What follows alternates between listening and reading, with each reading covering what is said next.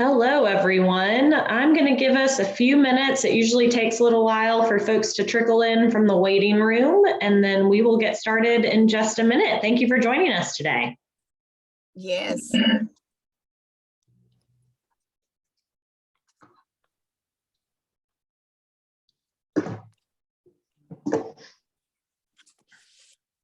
This is the quietest this group has probably ever or will ever be. Moments of meditation. Exactly. Trying to elevate our essences. Yes. I like that. Just wait. The thunder is coming. Just the thunder. I know Remember, The quiet before the storm. absolutely. And then we rage. Yes. I didn't say All rage. right. I'll go ahead and kick us off. Hello, everyone. My name is Kelsey Erickson Streufert. I am the Chief Public Affairs Officer for the Texas Restaurant Association, and I am really excited for today's panel. We've got a great group of people joining me today. It's going to be a lot of fun and really interesting. So sit back, relax, and join in the conversation. Anyone's welcome to submit questions in the chat or the Q&A features. We'll monitor those with the help of my colleague David, who's in the background. And then Haley is with us today running tech. So thank you to Haley and David. And without further ado, I'm going to kick it over to my co-host today, TRA board member and one of my good friends, Rainey. Louis, can you kind of introduce yourself and tell us all a little bit about what we're doing here today? Absolutely. Thank you so much, Kelsey. And everyone for participating today. My name is Rainey, as Kelsey has said. I am one of the board members of the Texas Restaurant Association State Board. And I am so excited to be amongst these giants in the restaurant industry. I mean, in the restaurant industry, I actually have a personal, I had the chance to eat and dine at both of Hoover and Pam's, both of their restaurants. So as you can tell, I'm one of the sexy ones. See? Yeah. I'll sign that letter. There we go. The food is really, really good. So I would certainly suggest you all go and support them any way and anyhow that you possibly can. Today is a special day. This webinar is very special. And so it's special for me personally because we're celebrating Black History Month. Okay. And so with everyone on, we just want to say a little bit about the culture that we have instilled in the restaurant industry. There's a spot for everyone, and we have, solidified ourselves from way, way back. And that's why we asked these two pioneers to join us today for this webinar. And so I want to recognize Ty. Ty will be also, she works, and Ty, you may want to introduce yourself before I go ahead and get started with the questions. Yes, I'm Ty Adams. I'm Southeast Region TRA Member Engagement Director. And so I have the pleasure and honor, most definitely, of being able to represent that entire region, but also a part of the body for the TRA of the entire state. And it is an electrifying experience. It's been a great journey, and I am totally excited about landing the opportunity to represent a culture on here today with all of you. Oh, thank you, Ty. And Ty is also, her and her husband are ministers. And so Ty, as we do in our culture, if you would start it off, I hate to put you on the spot here, with just some words, exactly, some words of encouragement before we do this every time we dine, every time we cook over our food, as you well aware. Absolutely. Yes, Absolutely. if you just a quick word, that's it.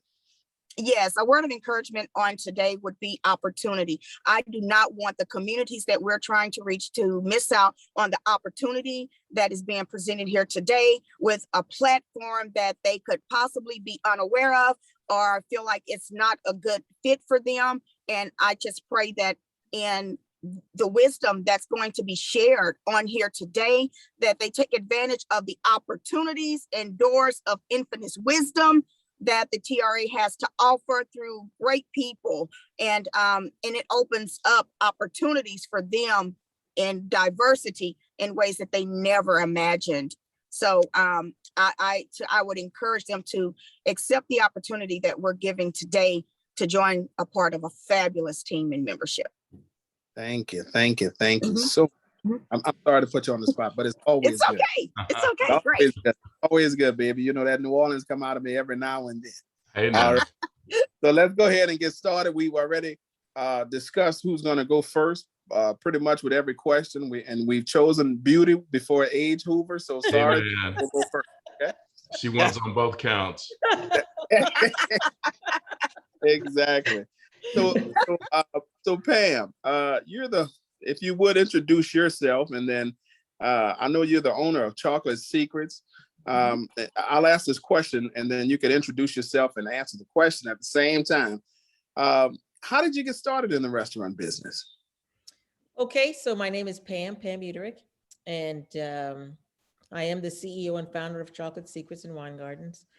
Mhm. But before that, I was an attorney, and I was a litigation attorney. And then I was fruitful and I multiplied, and I had 3 sons. And so I decided I would go home and take care of my 3 boys. But if you've been a litigator, it's impossible for you to go home and do laundry. So I opened up Chocolate Secrets, but in addition to Chocolate Secrets, I also opened up a secondary metal recycling company and a construction company. So I do a lot. I have a lot of hats. We just opened up Icons Around the World, which I encourage everybody to go see. And I guess that's me, Louis, you know? So I just run now. Was it something as a chocolatier? Was it something that sparked your interest that was a little bit different, or why did you choose that area of business? Okay, so my belief is that everyone should have absolutely everything they want, and it should be the best that is available. So I wanted to open up a place where you could just come in. It's this, New Orleans is very similar to the West Indies, and I'm from the Virgin Islands.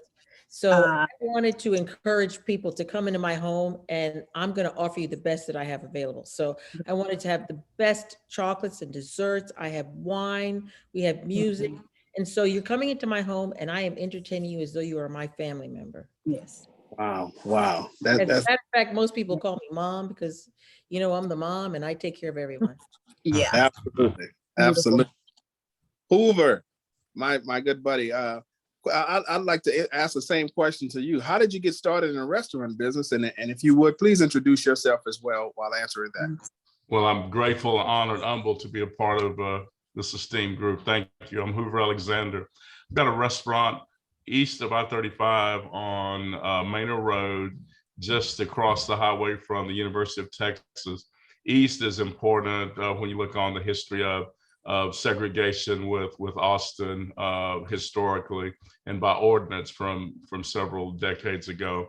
I opened up the restaurant 23 years ago, and it wasn't an ego trip to name it after myself. It basically was opening up on a po' boy budget, and I was in between my last restaurant that I was a partner in. I wanted folk to know where I had landed, and I call what I do Texas cooking. Embrace a whole lot of cultures, including the obvious one of Black culture. And today's a special day for me to connect to those roots, because today is my mother's 90th birthday. Really? And so part of what I share with y'all will be a way to honor her and, her influence on what we do. And, I consider myself really just being a torchbearer for many cultures that, we can talk about more, but basically, the things that I enjoyed and learned, grew up eating and loving. I got in this business not planning on making it a career, by the way. I was a student at UT, University of Texas, and I had scholarship money for books, fees, tuition, but I wanted to, have that first car, have a little spending money. And speaking of desegregation and the beauty of us talking about it, my first job was at the Nighthawk restaurants, and I'll be happy to go into detail of the meaningfulness of that. And I was a busboy dishwasher, and basically just a thirst for knowledge. I look back on it as my parallel education while at UT, learning the business, from the ground up, literally, doing every position, front of the back of the house initially, then back of the house initially, then front of the house. So gives me a lot of empathy and has over the years, and has served me well, because I'm never one to ask anyone to do something that I haven't done or don't still do. Wow. That's very nice. I'm going to tell you, there's a lot of diversity in my kitchen as well. And I can appreciate what you're saying. We have 7 different countries in our kitchen. Love it. Diversity is really what it's all about. It's Love it. the Love it. blessing and the inclusion of everything. I agree so much. Yeah. Well, I do want to take time real quick to say happy birthday to Mother Alexander. Am I correct? Well, she has remarried, but Mother Winston, but Okay. but the sentiment is good as far as Alexander. Absolutely.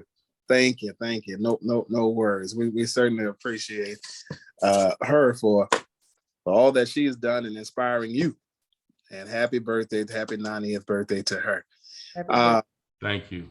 Absolutely. So Pam, how does your heritage, how did your heritage impact you opening up your restaurant? I understand that you have a number of countries represented. The workers are from, every time I come there, I meet somebody from another country. So I love it. The diversity over there is really, really impactful and strong. So I certainly love that. Just tell us a little bit about how your heritage has impacted your restaurant. Mm-hmm. Louis and I are really good friends. I consider him my little brother. And so Louis knows that my father is French. He was born in Paris, France. My mother traveled the globe. She had 3 children and each was born in a different country. I grew up West Indian. And if you know anything about the Virgin Islands, the West Indies is completely diverse. The US Virgin Islands was owned by 7 different flags. And so being a part of a diverse group is just who I am. And in our kitchen, we have people from France, we have people from America, Mexico, we have Romanian people. So German, Russian, we have somebody from Transylvania. So I'm going to tell you, we have a lot of people in our country, in our kitchen, and it's just who I am, Louis. Wow. Yeah, that's something, Kelsey. That is something, how she has all of those companies represented. I mean, all those countries represented, right? It's so cool. I noticed that on Pam's website. You know, she puts that out there front and center. And I think that's so cool. Pam, what do you think that diversity brings to your restaurant, both in terms of food, but also just as a business? You know, what does that do for your culture, for y'all's viewpoints, and how you run your business? You know, I believe that travel expands you. It expands you emotionally, intellectually. And so I make sure that my children traveled. They've been all over the world. They've been to China and all through Europe and the Caribbean, all throughout the United States. Because I think that what it does is, so your palate may be familiar with one region, but when you combine it with another region, it creates beliefs, thoughts, tastes that you didn't have before.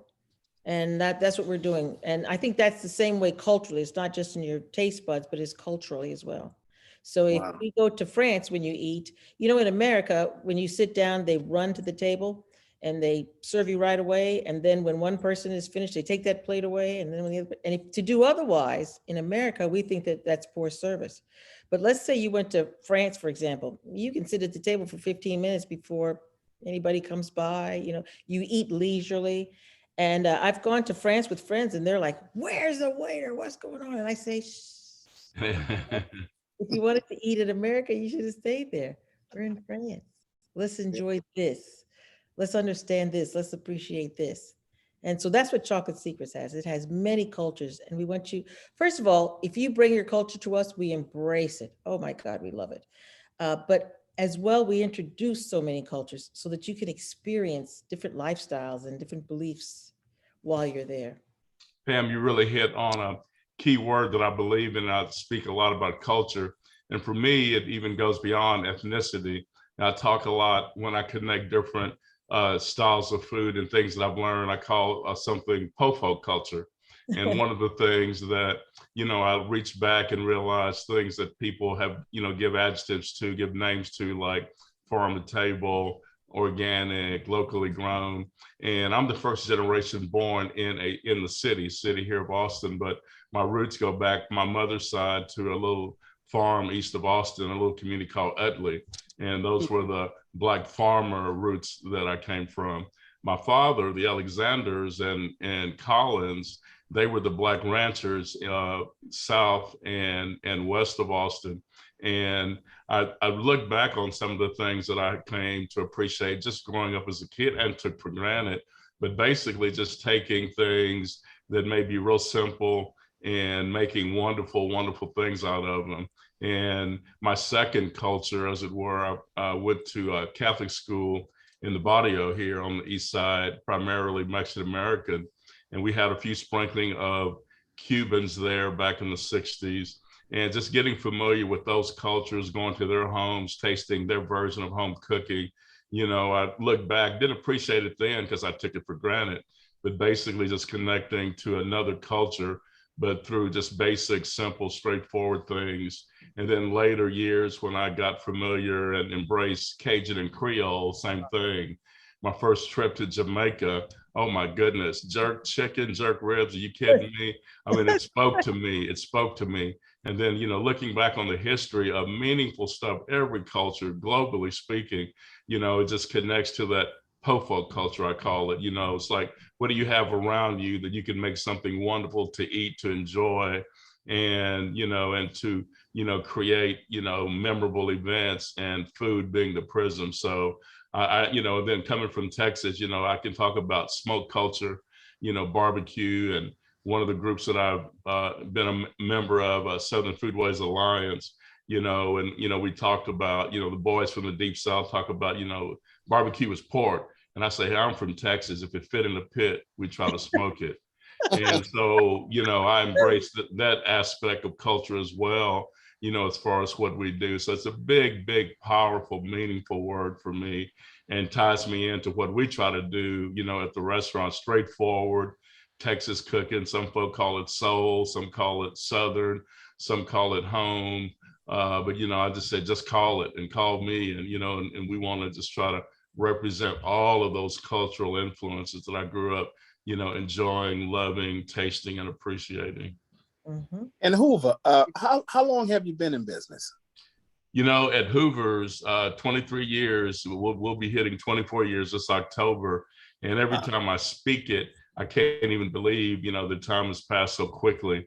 And I just, you know, really, really, you know, grateful, more so obviously the last 2 years with COVID, just to still be in the game, to still, you know, be able to represent the little niche. And, you know, and I'm so proud of, you know, the whole Austin food culture. Obviously, you know, it's become a brand of its own, but to be able to still be a player, you know, after this time, and have some relevance to some people after 23 years. Because for me, I'm just a caretaker of memories and expressions of, you know, those that have come before me, and, you know, Nighthawk that I mentioned, and some of the old Black cooks before, you know, people are now glorified chefs. But, you know, they were the folk in the back that did not get the credit, did not get the esteem, did not get the acknowledgement, but they were the backbone, you know, day in and day out. And, you know, over the years, as Pam was suggesting, you know, other different cultures have come in and work in our kitchens now. And, you know, I just look at the first generation immigrants from, you know, Latino, you know, from Central America, Mexico, South America. And, you know, they now are the new old Black cooks in the kitchen for the most part. And, you know, I've seen that phenomena in Chinese restaurants in San Antonio when we were there for a few years. And again, it speaks to what, you know, Pam, you know, was alluding to, just kind of stirring that pot. And I heard one of y'all talking about Louisiana, you know, then, you know, me falling in love with Creole and Cajun. And so stirring that pot of gumbo, as it were, you know, bringing all the cultures together, and then having them working to produce food that we all, you know and love. Wow, that is wonderful. Pam, how long have you been in business? In the chocolate secrets business since 2003. Yeah. Mm-hmm. Since 2003. Yeah. I know, it's probably 10. Oh, great. Yeah. Nice. Great. We certainly appreciate that.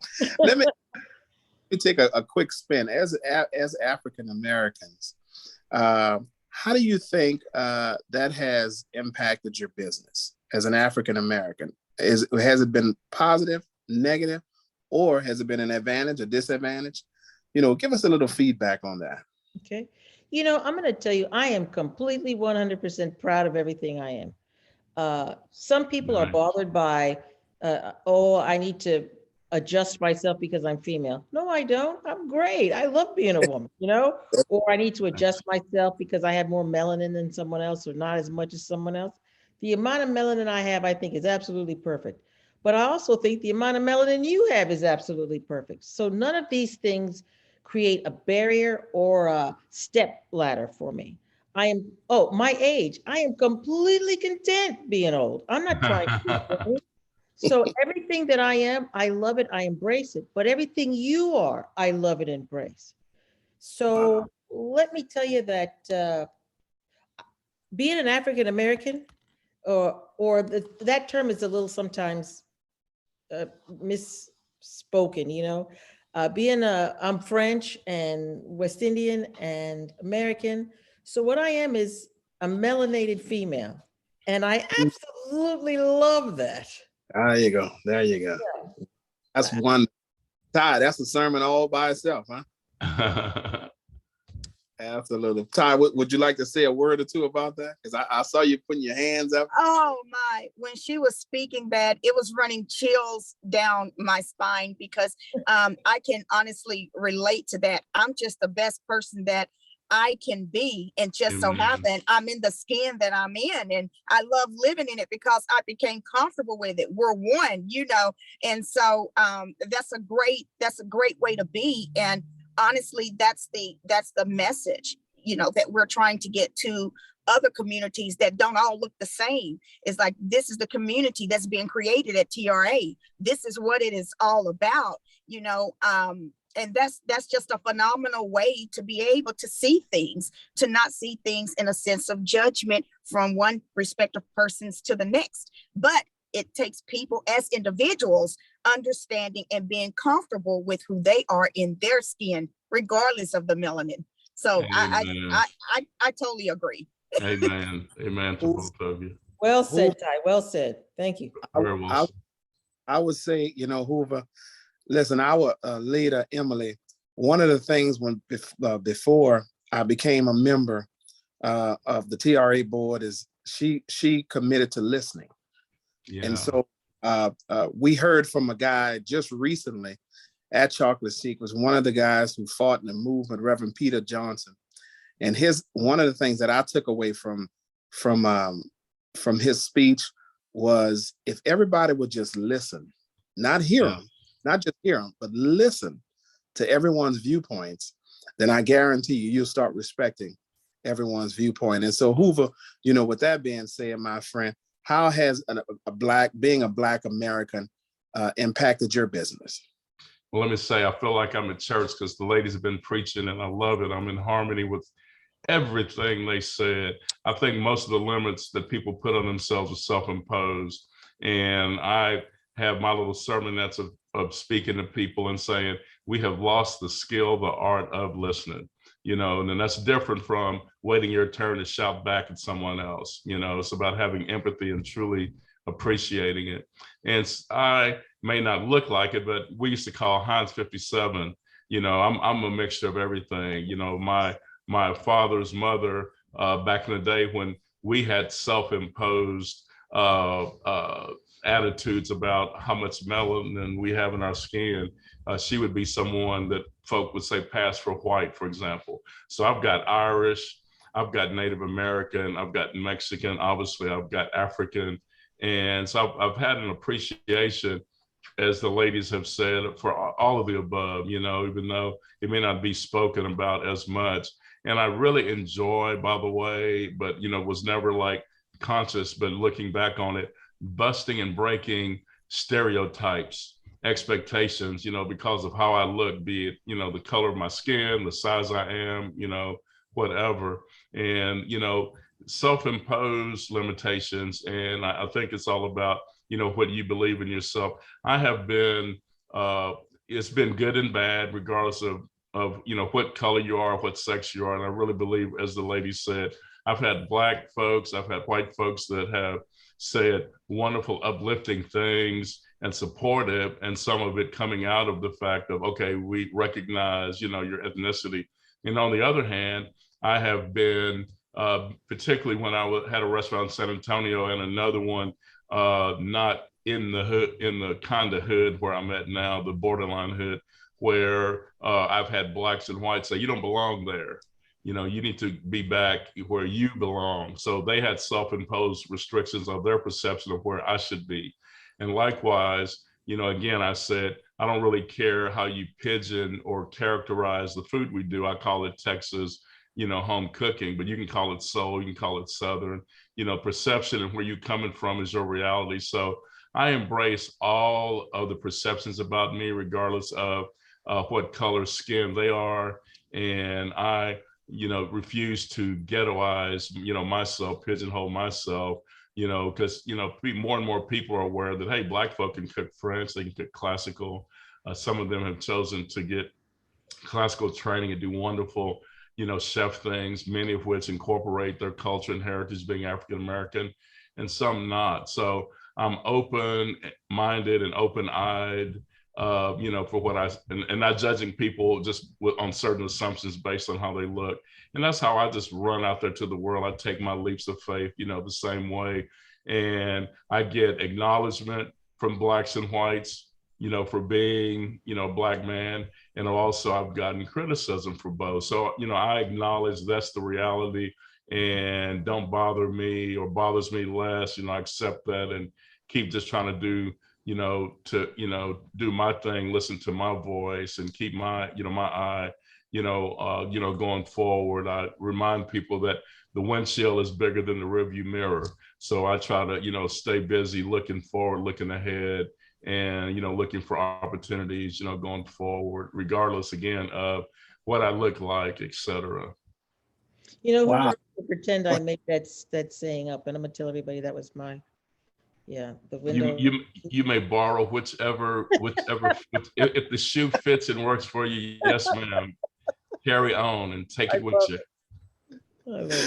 So Kelsey, I think this is the time where we start asking questions as well. We have a number of, I have a number of questions. I am so excited about this, I'm telling you, but I just wanted to see if we have any questions so far from the audience. Not yet. So let's just keep going through our questions. I've got one, if I can jump in. Absolutely. So, we talked about for this webinar it being sort of a past, present, future, right? So I would love for y'all to help educate us on, how the African-American community, the Black community has impacted Texas food and the Texas restaurant industry, because frankly, I think a lot of people might not know as much about that history, and we need to know, and we need to honor that, especially, on Black History Month and in events like this. So anything y'all can share with us about, that impact on Texas food and our industry. I'm gonna let you go first, Hoover. You're gonna let ugly and old go first? Yes, ma'am, I will, I shall. A lot of the influence has been obviously behind the scenes and supportive, as I alluded to, and two groups that I have membership of. One, I mentioned Southern Foodways Alliance, and we use that model to form a group here in Texas, Foodways Texas, and talking about food and culture, using food as a prism. Some of the most powerful conversations, particularly with Southern Foodways Alliance, and it's based in Oxford, Mississippi, Ole Miss, Deep South, and just the conversations between Blacks and whites in the business, be it cookbook, authors and television personalities, chefs, owner operators, and just, public in general, is acknowledging and having these conversations, real tough ones, talking about, hey, what's the difference in soul food and Southern food? And then finally coming back to the reality of the influences back in slavery day, right, that influence a lot of the things that we know today. And a lot of folk that influence things that we love and enjoy, didn't get the credit for it. But it's real hard to just kind of really to try to separate the division in what Black influence, because a lot of the Black influence in our food culture has, until recently, has really gone, undersaid, understated, and more folk that are bringing things out, like dear friend Toni Tipton Martin, if you guys know who she is, and some other folk that have been writing books, getting acknowledgement to a broader audience, and letting people know, like, oh, hey, we're actually part of the story, part of the history, and a lot of the things that you eat and enjoy, again, that melting pot, that gumbo being stirred of things that we eat and enjoy, is a lot of Black fingerprints on that in the background. And that's why part of me and my mission is to represent those cultural things, those men, those old Black men in the kitchen who took me under their belt. One that I will always acknowledge and remember, Mr. Leon, 3rd or 4th grade education, but one of the smartest men that I know, and he had enough literacy to have Bible verses memorized and recipes. And I never will forget when one of the first days at work, coming through the back dock to the kitchen, he's a pipe smoker and he was outside smoking his pipe. And he's like, Hoover Jr., boy, I used to slop hogs with your daddy. And, that was the beginning of strengthening our relationship, learning from him. And that taught me a lot. And that personifies exactly the influences of, the Black influence on food. And that goes all the way to, again, from farm to table, right? So we know who worked the field. So in other words, who were the producers? Again, I alluded to my rancher side on my father's side. So, they're the ones that now, politically correct, harvested the animals. But, everything from literally producing them, from the ground up, to doing the food in the background, producing the food in the kitchen, is a powerful story just now, being caught up and being told. Wow. And I'm going to say for us, our chocolate, as I alluded to earlier, is just a blend of so many things. Would you specifically say it's a blend of Black versus non-Black? I don't see it as that. For example, some of our chocolates have saffron. Well, saffron is traditionally a Middle Eastern as well as a Hispanic or Mexican flavor.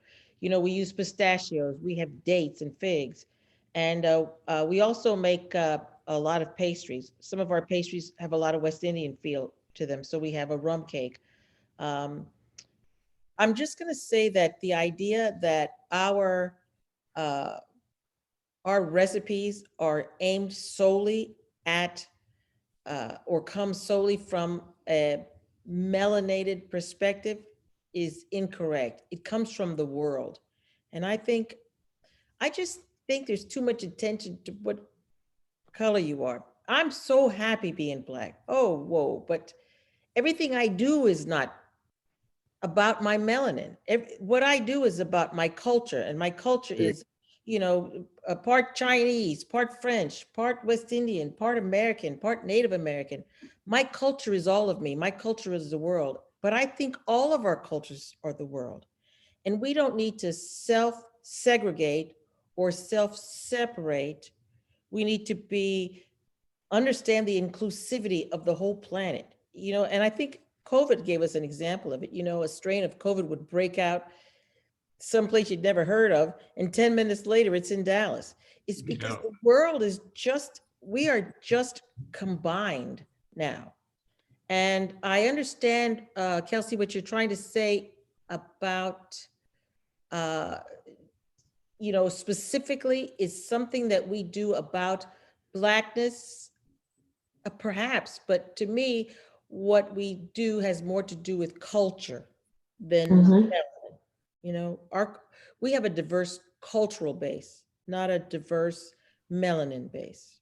I guess. Yeah. Does that make sense?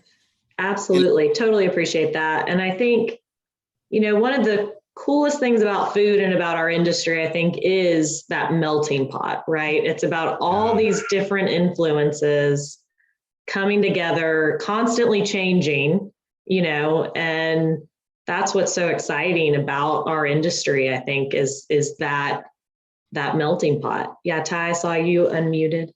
Oh, we lost her. Yes, But- I want to say, Go ahead. I personally wanted to say that, Uh-oh. can you She's in guys the hear me? tunnel. Yes, Yeah, we see you okay. again. You're back. Yes, I personally wanted to say, I'm on another end of the spectrum from Hoover and Pam. I'm speaking from the association standpoint. And I want to say that there's a new sheriff in town, and she's been here for a little minute now. And so some people have probably been mentally arrested by the way she does things, because the way she does things, it's a little more unorthodox than what they have been previously used to, which allows myself, it allows David and people like Lewis to come in and share things that are not typically shared, but is shared from a way that it does bring knowledge and it does enlighten things that are taking place and that are going on in the food world in our communities. And I think that is so important. And that is the cultural shock that we're trying to get people to get past, because it's actually an everyday norm. You know, certain communities are a part of the restaurant industry. And so with that being said, I think it's just great to have the ability to have platforms like this where, you know what, we are going to make sure that those who are trailblazing, those who are leading the pack, those who are overcoming obstacles, we don't see them because we love the skin we live in, Pam and Hoover. But at the end of the day, other people feel like they are suffering them because there are certain things that they haven't, and obstacles that they haven't been able to come over in the end. They hadn't been able to get over the humps of the industry hiccups. And so you guys are the reason why we want to show who you are. You guys are the ones why we want to highlight you, because you have the testimonials to keep others encouraged, to keep others engaged, and to keep others uplifted so that they'll know that, hey, no, it's not about being stuck to a culture, number one, or a color. It's about knowing that you have a passion for this that will not leave you. So you're in it to win it. Down. I mean, that's how I feel. And that's what I see on this side of the spectrum. And it's my job to connect them to people like Pam, people like Hoover, people like Lewis, because they need to hear voices that sound like theirs, look like them, and also operate like them. I think that's very important, because when they look over the fence and they see something else, they get discouraged, you know, and that's what we don't want to happen. We want them to know that, you know what, you have some people who are trailblazing, who are killing it. You just got to meet them. You've got to talk to them. Let us connect you with them, you know, because sometimes that can go a long way. I totally got your mission and totally support what you're saying. See, for me, food helps create bridges. It creates familiarity. And that's why I speak about the larger culture, my little microcosm of the great country of Texas. I mean, state of Texas, you know, but it is, you know, a mindset. And for me, I embrace all the things, and being a part of TRA over the years and just how I grew up, you know, here, it's about, you know, the more we know about each other, it's about defeating ignorance. I alluded to, you know, kind of enjoying, you know, in hindsight, to defying stereotypes. So for me, it's about educating our community specifically, but the community at large, you know, even beyond the restaurant industry, because again, self-imposed limitations and preconceived notions, you know, it's all about just using food to defy, you know, those and you know, and get out of the darkness of ignorance into the light of information and knowledge and this new reality. Totally got what you're saying. I've got a place mark for a book that I hope to maybe do one day that, you know, that will incorporate all the things I speak of. And my friend I mentioned to, James Beard, award-winning author among many things, Tony Tipton Martin, we sat and brainstormed at my restaurant a few years ago, and she was doing a book tour, and we looked at an article that was hanging in the lobby. And she said, you know, that could be a good title of your book, Dreams of a Dishwasher. And, you know, that speaks to what you're speaking about, Ty. It's about, for me, it's not really about collecting money, because I ain't got a whole lot. And there's been a struggle, but I'm grateful for the struggle because it keeps me going forward. But, you know, I would like to leave a blueprint, a legacy of possibilities and what's possible. You know, I had the privilege of going to college, but I know that's not the road for everyone. And I'm real glad that people are getting enlightened more so now that, you know, don't discard folk that are not college bound. There's so many skills, there's so many opportunities and ways to skin the proverbial cat, including through our industry. So I would love to be able to at least be, like I said, a blueprint to say, if this old boy can do it, you know, a little old boy from the east side can do it, you too can. If this once upon a time a dishwasher and busboy that not planned on making a career now, you know, owns a restaurant, has done some other things, if he can do it, you can do it. Totally got and support your mission, because I think it is important to educate, to encourage, to enlighten people of all colors, but in particular our community, to say, this too can be possible. And I really do try to live that, support that, and it is part of my mission, unintentionally, but now more intentional about that, to create that blueprint of possibilities, because I think it is important. We need more people pushing the wagon, getting out of the wagon, you know, because the wagon getting heavy, and we need more and more people to be productive citizens. And TRA can be a shining light to show folk this is how you can have a meaningful, legitimate lifestyle that can make you a working, productive citizen, tax-paying citizen, you know, pushing that wagon. And I hope to be able to leave that blueprint and legacy, you know. Beautiful. Hoover, that's great. That is great, Hoover. Listen. I'll say this. When I'm hearing, and I know David Waddell just chimed in and said it's about exposure. Yeah. It's all about exposure. It's all about exposure. But you're right, Pam. Culture. That's what we're celebrating. We're just simply celebrating different cultures. You know, people define people that the way they want to define them. Yeah. We define ourselves the way they define us. And so because of that, we're such a, this culture here is such a diverse culture in itself. Mm-hmm. From the food to the way we cook. And that's what I hear everybody using the word gumbo. The original origin of gumbo. I'm from New Orleans. You understand? Yeah. Cook some good gumbo down there. And so the original meaning behind gumbo was really to put all the scraps that you didn't use during the week into one pot. And that's how culture. That's right. That's how gumbo was created. And the same thing as it relates to our cultures around the world. We put all these cultures together, as Pam alluded to, and guess what? We can make a beautiful pot. And I actually see TRA doing that.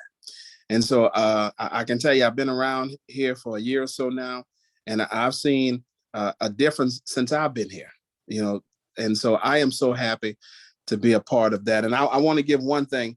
I think if you want to know a little bit about how most of the food that's being served today, some of the meanings and where they come from, there's a great documentary. It's called High on the Hog.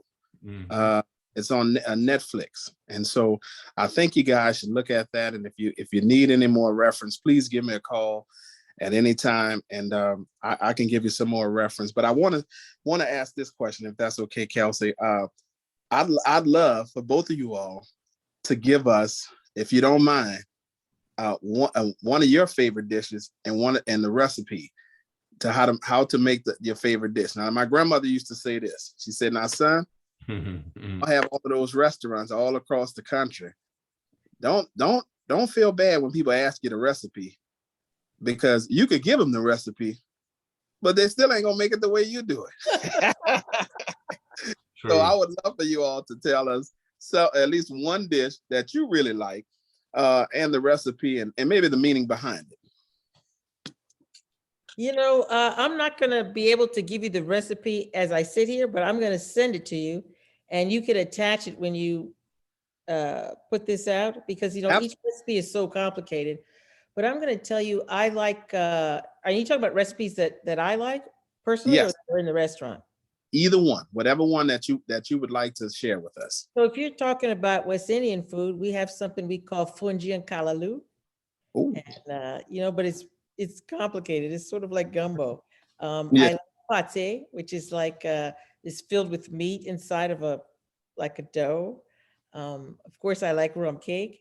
but I also like the chocolate that we have. One of our best sellers is a sea salt caramel. Oh, I have incredible ice creams, but they're all organic and natural. Everything served at Chocolate Secrets is an organic, natural bit. We used to sell something called a curtu, which is from Romania.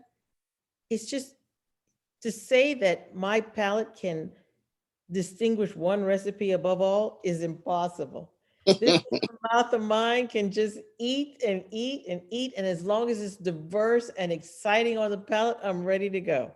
But what I'm going to do though, is I'll send you 4 of my favorite recipes, and then we can attach them to this. Is that okay, Kelsey? Absolutely. That's better than okay. Yes, that would be great. Thank you. Sure.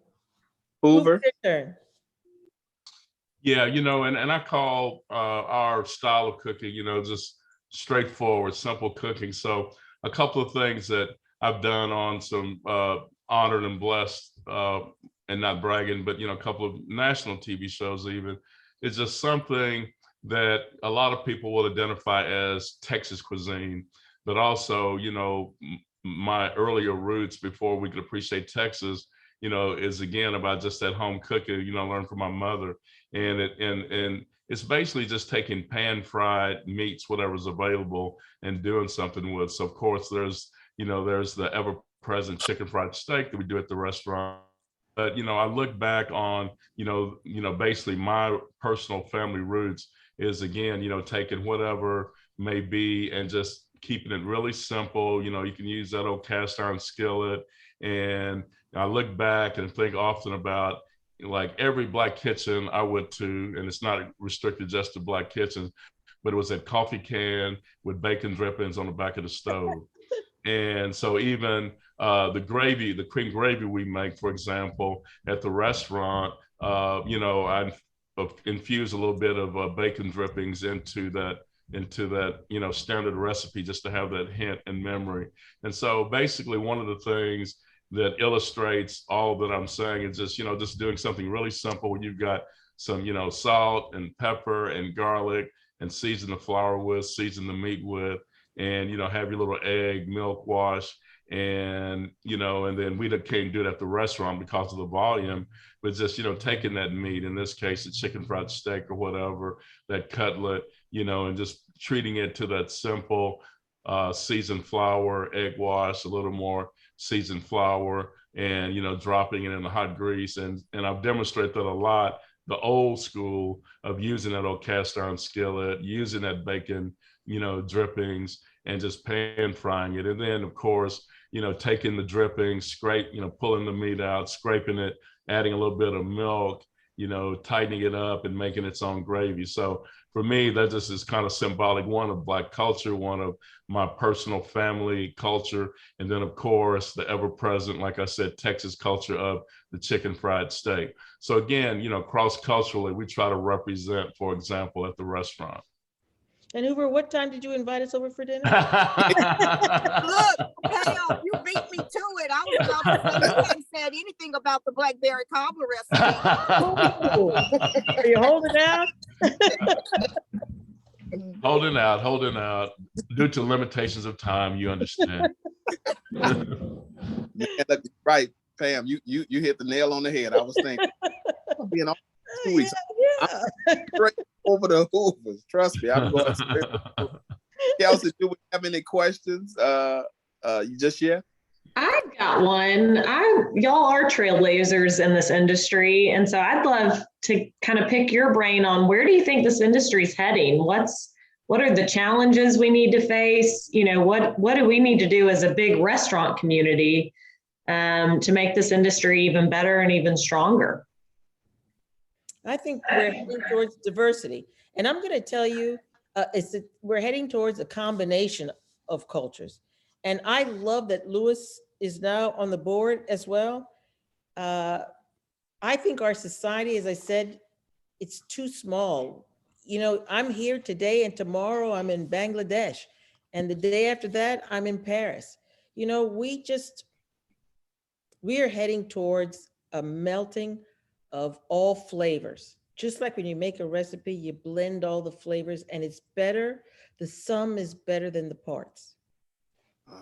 Wow, that's powerful. Hoover?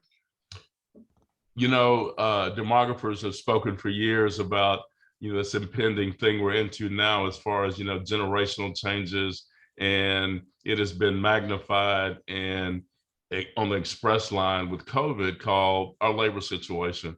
And that's universal to, our industry, to other industries, but particularly, more acute to the hospitality industry. So we're dealing with, all of the things, carrying that extra weight of the things that we know and discuss so well, everything from supply chain issues. But my number one and number two problem is just having enough labor, enough staffing. And just that reality is obviously, has definitely been a quick market disruptor, a whole economic disruptor to every industry, everything I touch, be it, things with the health, medicine, to construction, and trying to find, again, talking about the value of the trades versus going to college, the plumbers, the carpenters, the electricians that are, high dollar and in short supply, trying to get things fixed. So everything has been accelerated with COVID. The challenges are great. We're still struggling with cash flow because of COVID, and we're behind the curve. And I wake up, I start my day with that prayer of gratitude, and I carry around on my shoulder that serenity prayer, and just try to get on with it. But I'm really grateful, really, to still be in the game, to wake up and have another day to figure it out. Labor shortage, that is going to be ongoing. So being able to try to get more with less, and to keep the proverbial and the literal and metaphorical knife sharpened, thinking about how can we keep producing something and keep the quality intact, and being able to create a fire and a passion in people to be able to keep hiring people that have the love for the game, the love for what we do, that care about the quality, and it becomes, a more challenging, more difficult situation now with COVID. But, it is going to be a cultural and different mindset on attracting people, because they have options now, right? The gig economy, folk that, the things that I'm used to as part of my life growing up in this business, like you work weekends, you work holidays, you work nights. And now a lot of folks like, why? I can pick and choose my schedule. I can, in many cases, not leave my house and get paid more. I can get benefits and all of that. So that's going to be a big, big ongoing challenge. The cash flow deal, the lack of labor, and those challenges are, in our lap, in our face every day. And again, just that prayer of gratitude, and, tell folk grateful, hopeful, prayerful, and, getting on with the challenges. But they're real. The struggle is real, and will be ongoing for all of us in this industry. Wow. You're right. You're absolutely right. And I am so happy that we're hearing from both of you, the staff and everyone. I have one last question, Kelsey, if that's okay. I know we want to respect everyone's time. One last question, and I would like for you both to, and Kelsey's going to end it for us after you guys answer this one. As it relates to advocacy, since we have our advocacy leader, yeah. As it relates to advocacy, is there anything that you all would like to see the legislature do? And I want to also add, we had an agenda this year, the Texas Restaurant Association, that was 100% successful. And so I do want to thank you, Kelsey. I want to publicly thank you for going out there and pushing for all of the restaurants, because COVID hit us very hard, and it hit all of us very hard. And so because we wanted to get these bills passed, we did everything that we possibly can. Things like what is it? Drinks to go, the alcohol to go. Yeah. So things like that really, really, really helped us. We know with the third-party delivery bill that we had that was passed as well. But I just want to know from both of you, is there anything that you would like to see maybe in the next session, or something that we could potentially work on that would help our industry. Or a local issue too, if I could jump in, if Yes, ma'am. there's a local thing we need to fix. I don't have anything off the top of my head, but I do want to tell you, thank you for that alcohol to go. Yay, man. Because let me say thank you from both ends. Because I went to restaurants and took some of that alcohol to go myself. Same, I've definitely benefited as well. Well, and let me jump in and say, that was so kind, Lewis, but the old expression, it takes a village, is absolutely true when it comes to advocacy. And we couldn't have had nearly the success we had without not only the trust, but the investment of time and resources that so many restaurant operators gave us, even in the midst of really challenging times. So I'm very honored that I get to do what I get to do every day for work, because it is meaningful. So thank y'all. And I want to say, we want to say thank you to you as well. And you can rely upon us for any support. Anytime you can call us, you can come get us, especially if you're going to have some chicken fried steak at the meetings. We're always there to help. Lend a helping hand. Thank you, Pam. Hoover, what about you? Any local or state issues you think we need to be tackling next? No, Emily man, she just hit the ground on fire, and just really excited to see all that TRA has continued to do. The alcohol to go really helped us, throw us a nice lifesaver, because one of the things we're just so behind the curve on is because, again, just, don't have the talent, the capability to, market. And one of the things that I'm really proud of is our frozen margaritas, for example. And we really, again, defying stereotypes. We actually, when we were in San Antonio, for example, a few years ago, won People's Choice Best Frozen Margaritas. And again, breaking another stereotype, they're like, wait a minute, he's not a Mexican American and not a Mexican restaurant. He's not even a San Antonio based restaurant. And yet the people spoke. So, alcohol to go, that's a little plug I guess I'm doing, but because it's really under marketed, how good our frozen margaritas are. One of the things I look back on, I was so glad that your dog barked before mine did. I was trying to, I gave them a couple of bones and said, okay, y'all behave. So far, so good. So I'm glad you broke that ice. A few years ago at TRA PAC Lounge, and never will forget a conversation, Senator Royce West from Dallas. And the conversation, was about the legislature providing and giving more support for school choice.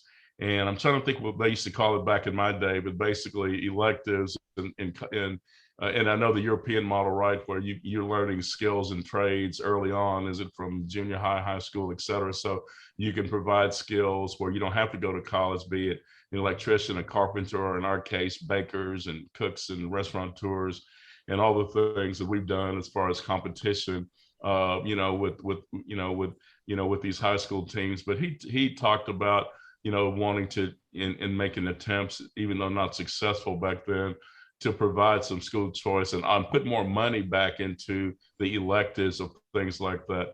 And I think just a reconsideration wherever that ball fell off with other priorities. But I was really glad to have spoken to him a little bit about that and him speaking to that because of the labor situation now accelerated with COVID, more important that we nurture talent and skills sooner the better, earlier the better.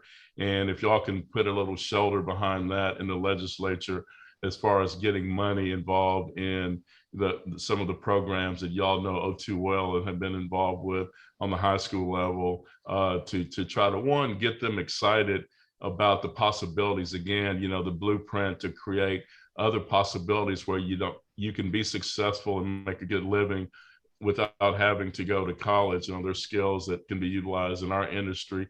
We need that. Again, labor. And I think that should be a big focus for TRA in the next legislature on how to nurture that sooner than later. Absolutely. Well, what better way to end on than thinking about the future of our industry and the kids who we really need to be setting up for success so they can come join us.